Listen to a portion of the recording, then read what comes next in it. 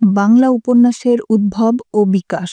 বাংলা ভাষায় উপন্যাস লেখার সূচনা ঘটে ১৯ শতকে। টেকচাঁদ ঠাকুর ছদ্মনামে ১৮৫৮ সালে প্রকাশিত হয় প্যারীচাঁদ মিত্রের আলালের ঘরে দুলাল নামের কাহিনী গ্রন্থ। আধুনিক উপন্যাসের বেশ কিছু লক্ষণ, যেমন জীবনযাপনের বাস্তবতা, ব্যক্তি চরিত্রের বিকাশ এবং মানবিক কাহিনী ইত্যাদি এ উপন্যাসে ফুটে ওঠে এবং একই সঙ্গে কিছু সীমাবদ্ধতাও স্পষ্টভাবে দৃষ্টিগোচর হয়। এখানে উল্লেখ্য যে ১৯ শতকের প্রথম ৬০ বছরে এদেশে মধ্যবিত্ত শ্রেণী তথা উপন্যাস পাঠের উপযোগী জনগোষ্ঠী গড়ে ওঠে। এই পরিস্থিতি একজন সার্থক ঔপন্যাসিকের আগমনকে ক্রমশ অনিবার্য করে তোলে।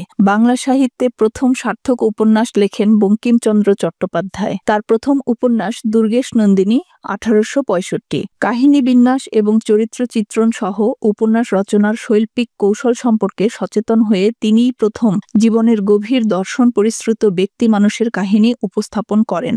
বঙ্কিমচন্দ্রের অধিকাংশ উপন্যাসেই অতীতচারী কল্পনার প্রাধান্য এবং সমকালীন জীবনের স্বল্প উপস্থিতি লক্ষ্য করা যায়। কেবল বিষবৃক্ষ ও কৃষ্ণকান্তের উইল উপন্যাস দুটিতে সমকালীন জীবন ও বাস্তবতা মোটামুটি স্পষ্টভাবে প্রতিফলিত হয়েছে। ব্যক্তি ও পারিবারিক জীবনের জটিল সমস্যা ও তীব্র সংকটের কাহিনী তিনি ওই দুই উপন্যাসে উপস্থাপন করেছেন। কোনো কোনো ক্ষেত্রে রক্ষণশীল দৃষ্টিভঙ্গি থাকা সত্ত্বেও বঙ্কিমচন্দ্রই বাংলা উপন্যাসের বিকাশের পথ উন্মোচন করেছেন। বঙ্কিম পরবর্তী বাংলা উপন্যাসের ধারায় প্রধান শিল্পী রবীন্দ্রনাথ ঠাকুর। আধুনিক চিন্তাচেতনার প্রকাশ ঘটিয়ে তিনি সামাজিক, পারিবারিক, মনস্তাত্ত্বিক ও ব্যক্তিজীবনের সংকটমুখ্য কাহিনী রচনা করেছেন। এক্ষেত্রে তার উল্লেখযোগ্য উপন্যাস চোখের বালি, গোরা, যোগাযোগ, ঘরে বাইরে, শেষের কবিতা। তিনি প্রথম রূপায়ণ করেন প্রকৃত নাগরিক জীবন। উদার মানবতাবাদী জীবনাদর্শে বিশ্বাসী ছিলেন তিনি। ধর্ম, আদর্শ ও সংস্কার নয়, মানব জীবন অনেক বেশি মূল্যবান, এই বিবেচনা তার প্রায় সকল উপন্যাসেই উপস্থিত।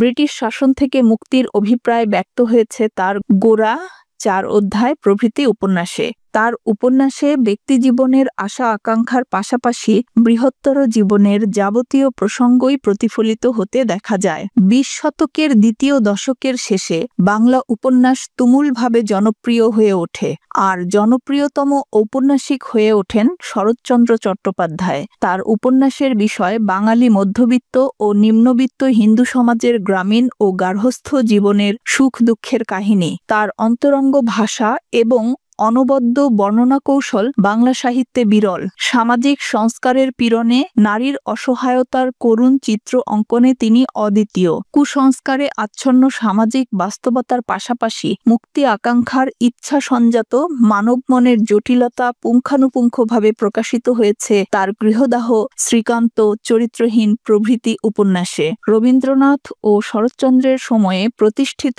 সামাজিক বাস্তবতা দ্রুত বদলে যায়। মানুষের পারিবারিক জীবনে নতুন মাত্রা যোগ করে শিক্ষার প্রসার ও অর্থনৈতিক সংকট।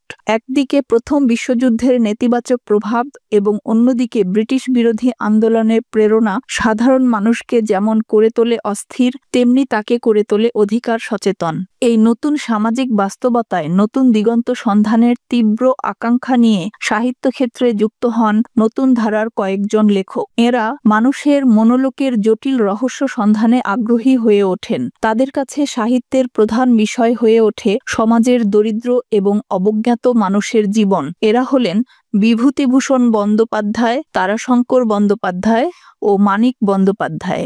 এই ৩ লেখক রবীন্দ্রনাথ ও শরৎচন্দ্র পরবর্তী বাংলা সাহিত্যে প্রধান ঔপন্যাসিক হিসেবে বিবেচিত হন। বিভূতিভূষণের পথের পাঁচালী, অপরাজিত, তারাশঙ্করের গণদেবতা, পঞ্চগ্রাম এবং মানিক বন্দ্যোপাধ্যায়ের পদ্মা নদীর মাঝি, পুতুল নাচের ইতিকথা বাংলা সাহিত্যে কালজয়ী উপন্যাস হিসেবে স্বীকৃতি পায়। এক ঐতিহাসিক পটভূমিতেই বাংলা সাহিত্যে মীর মশাররফ হোসেন, মোজাম্মেল হক, কাজী ইমদাদুল হক, নজিবুর রহমান প্রমুখ লেখকের আবির্ভাব ঘটে। ২০ শতকের প্রথমার্ধের মধ্যে আবির্ভূত হন কাজী আব্দুল ওদুদ, কাজী নজরুল ইসলাম, হুমায়ুন কবির প্রমুখ। ১৯৪৭ সালে পূর্ব বাংলা নতুন রাষ্ট্র পাকিস্তানের অন্যতম প্রদেশে পরিণত হয়। নতুন রাজনৈতিক, সামাজিক ও সাংস্কৃতিক প্রেক্ষাপটে এখানে সাহিত্য সাধনা নতুন মাত্রা লাভ করে। সূচনায় বাংলাদেশের উপন্যাস, আধুনিক চিন্তা ও ভাবধারার অনুসারী সৈয়দ ওয়ালিউল্লাহ, শওকত ওসমান, আবু রুশদ প্রমুখ লেখকের হাত ধরে এগিয়ে চলে। উপন্যাসে উপস্থাপিত হয় ব্যক্তি, সমাজ ও সমগ্র জীবনের বিশ্লেষণমূলক আধুনিক দৃষ্টিভঙ্গি। 1971 সালে বাংলাদেশ স্বাধীন হবার পূর্ব পর্যন্ত এই অঞ্চলটি ছিল পাকিস্তানের এক ধরনের উপনিবেশ। ঢাকা শহরকে কেন্দ্র করে নাগরিক জীবন বিকশিত হলেও গ্রামীণ জীবন ছিল পশ্চাৎপদ। অন্ধ কুসংস্কার, ধনী দরিদ্রের দ্বন্দ্ব, দারিদ্র্য সহ নানা সমস্যায় বিপন্ন ও বিপর্যস্ত ছিল মানুষের জীবন।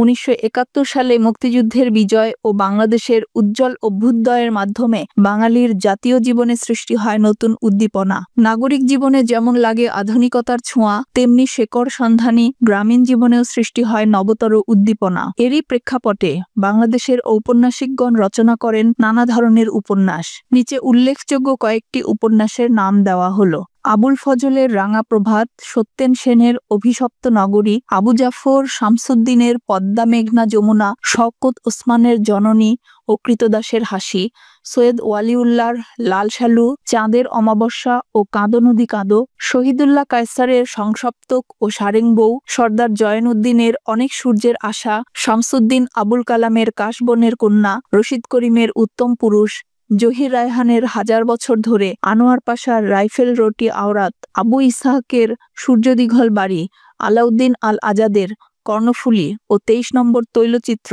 সৈয়দ শামসুল হকের বৃষ্টি ও বিদ্রোহীগণ, শওকত আলীর প্রদোষে প্রাকৃতজন, আহমদ সফার ওঙ্কার, আখতারুজ্জামান ইলিয়াসের চিলেকোঠার সেপাই ও খোয়াবনামা, সেলিনা হোসেনের পোকামাকড়ের ঘরবসতি ও হাঙর নদী গ্রেনেড, হুমায়ুন আহমেদের নন্দিত নরকে ও জ্যোৎস্না ও জননীর গল্প এবং শহীদুল্লাহ জহিরের জীবন ও রাজনৈতিক বাস্তবতা ইত্যাদি।